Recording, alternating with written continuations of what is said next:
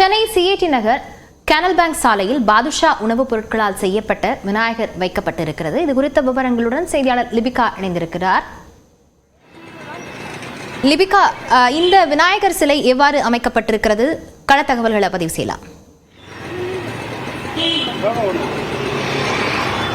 லாவண்யா, விநாயகர் சதுர்த்தியானது இன்றைய தினம் கொண்டாடப்பட்டு வருகிறது.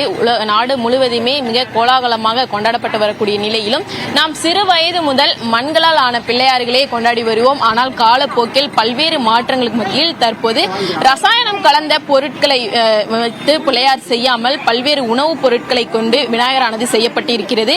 அந்த வகையில் சிஐடி நகரில் இருக்கக்கூடிய கனால் பேங்க் சாலையில் தற்போது பாதுஷா செய்யக்கூடிய இந்த உணவுப் பொருட்களால் செய்யப்பட்டிருக்கக்கூடிய விநாயகரை நம்மால் தற்போது பார்க்க முடிகிறது. தொடர்ச்சியாக பல்வேறு உணவுப் பொருட்கள் கொண்டு இந்த விநாயகர் சிலையானது செய்யப்பட்டிருக்கிறது. 9 அடி உயரத்தில் 250 கிலோ எடையில் இந்த விநாயகரானது 5 நாட்களாக 5 நபர்கள் சேர்ந்து இந்த விநாயகரை செய்திருக்கிறார்கள். இந்த விநாயகர் முழுவதுமே பாதுஷா செய்யக்கூடிய உணவுப் பொருட்களால் மட்டுமே செய்யப்பட்டிருக்கிறது.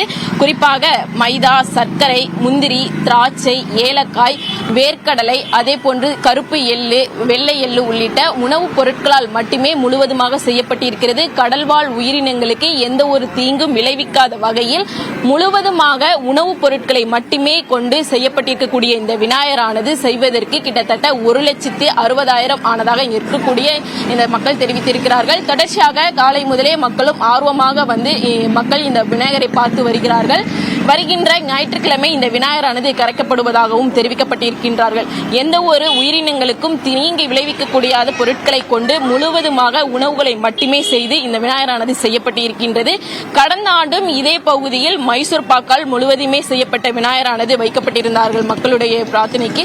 தொடர்ந்து ஒவ்வொரு ஆண்டுமே இது போன்று பல்வேறு உணவுப் பொருட்களை கொண்டு வித்தியாசமான முறையில் இந்த விநாயகரானது ஒவ்வொரு ஆண்டுமே செய்யப்பட்டு வருகிறது. லாவண்யா, விவரங்களுக்கு நன்றி லிபிகா.